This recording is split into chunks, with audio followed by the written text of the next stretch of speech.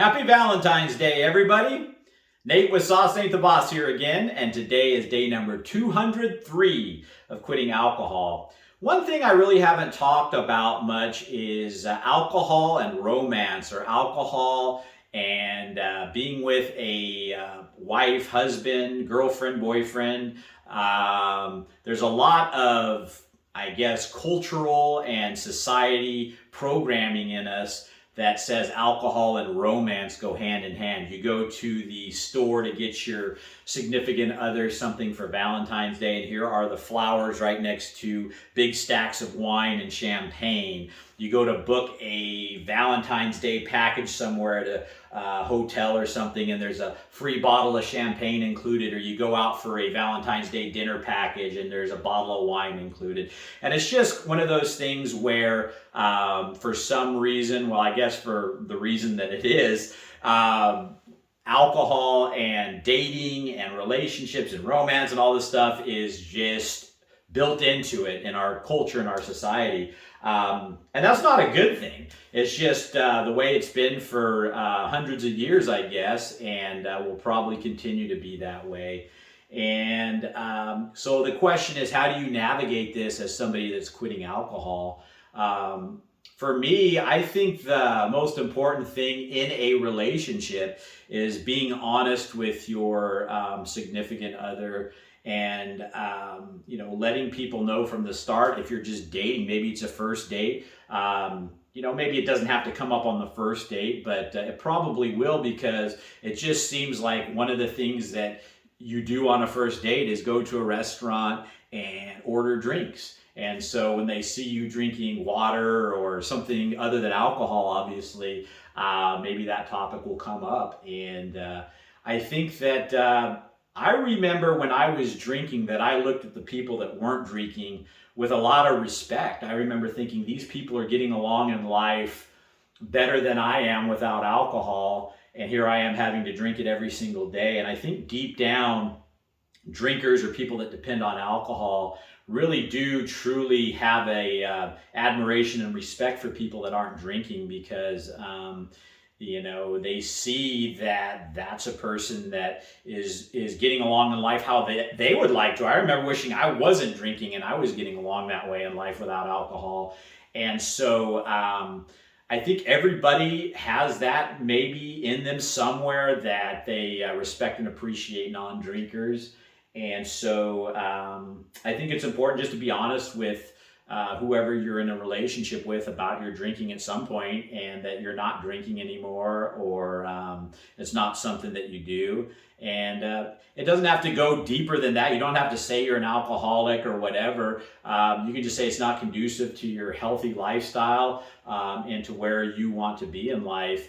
And think about what you would want in a significant other. For me, I want somebody that's open, that's honest, that's trying to be the best version of themselves possible. And I think in the long run, people are going to respect you more if you're trying to be the best version of yourself possible, and get away from alcohol, and that you're not a drinker. And I remember, sometimes when I was drinking, it seems like if you go to a party or there's non-drinkers around, sometimes we used to encourage these people to drink or put drinks in their face.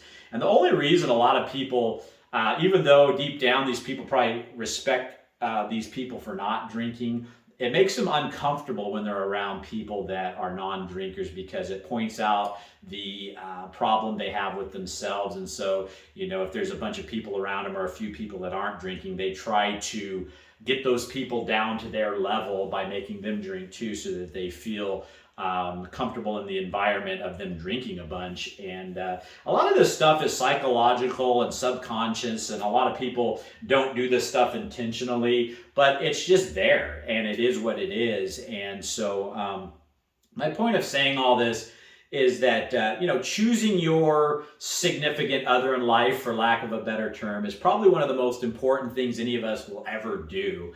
And I really have been telling this to my two teenage sons a lot, and my wife has as well, because my wife and I are best friends. We started dating when we were 15 years old in high school, and we've been together ever since. and for lack of a better term, we're soulmates, and just have a really good connection with just about everything.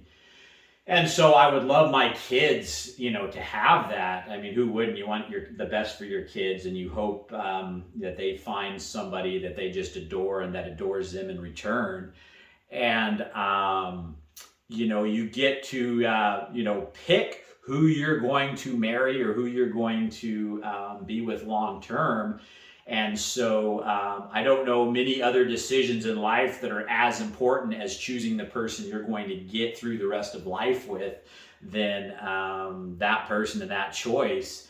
And so I think it's better from the very get-go to just be honest and open about where you're at in life, what you're all about, and in cutting these relationships that aren't going to go anywhere short, and get over them and move on to some better possibilities that are out there. I think we all know those people who got into a relationship and just kind of it wasn't good and just stuck with it because it just got married maybe, and people can end up miserable because I hate to say it, but settled for somebody rather than truly being passionate about that person and loving that person. And I get it. It's hard to find your soulmate, and if that even exists, I don't know. For me, I feel like it does, and I found that. But so many other people I see really struggling to do that. But I think that you're giving yourself the best opportunity to do so if you're in your right mind, you're not pounding down a bunch of alcohol, and that you can be who you truly are around the people that you're dating by being sober. And if you get into a relationship with somebody that's a heavy drinker and they don't want anything to do with somebody that doesn't drink, there's a telltale sign right there. Move on and find somebody that, maybe it's somebody that drinks occasionally and they're totally cool with you not drinking, or maybe they're a non-drinker as well. Once you're in a serious relationship, you have to work on it and make the best of it. Maybe, you got into a relationship with somebody, you were both drinkers, and now you've decided to not drink and that person still wants to drink. And that's just something you have to navigate at that point, and you can't make somebody else drink or not drink. It's one of those things that it's a personal choice that people are going to make.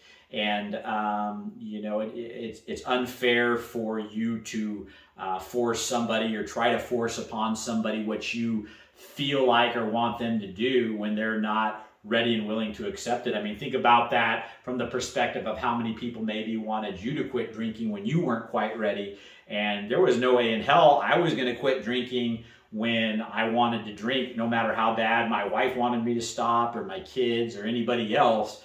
And so, just wanted to talk today about being Valentine's Day. I've really never talked about this much, about relationships and romance, and how our society and culture has just really made it, alcohol such a big part of that. And again, this is all that brainwashing, cultural BS I talk about that really is lame. Because quite honestly, you're going to find out who somebody truly is quicker if you both go into a situation sober. And I get that there's some uncomfortableness about a first date, or, some people have a hard time maybe having sex without drinking alcohol.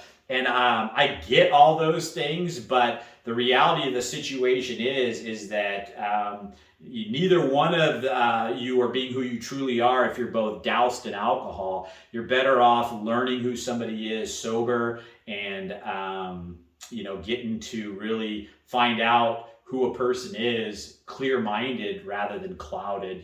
So all this, you got to have alcohol on Valentine's Day, and wine and dine and champagne and all this stuff is just society really not being comfortable with the process of courting or dating or whatever you want to call it, and having to take the edge off the situation because it's uncomfortable.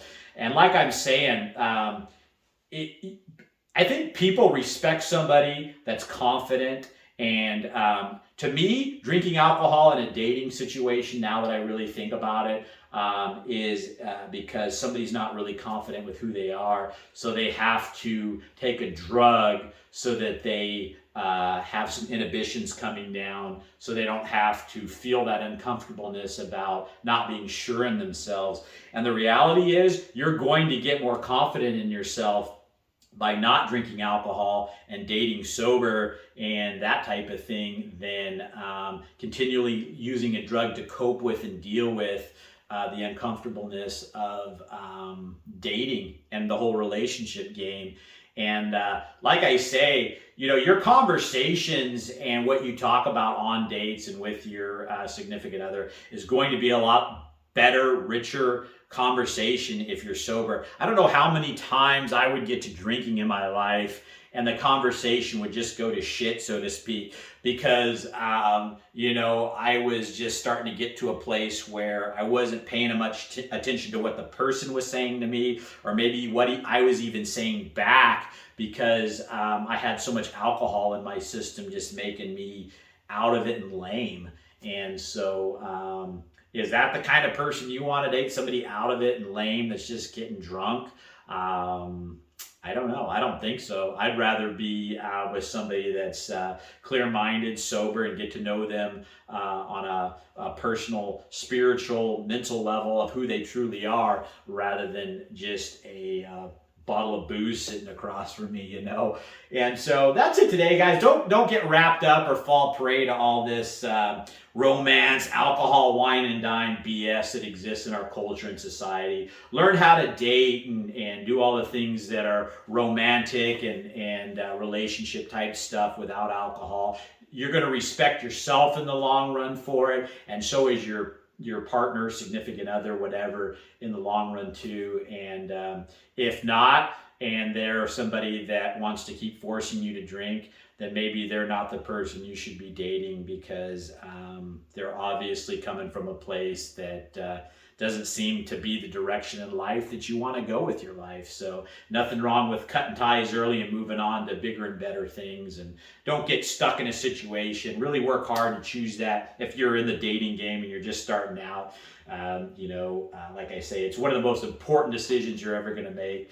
Don't screw it up by being drunk. And maybe that's the other thing that happens. People get drunk, and the next thing you know, people are getting pregnant, and then what do? And it just turns into a mess when your inhibitions are down and you make foolish decisions.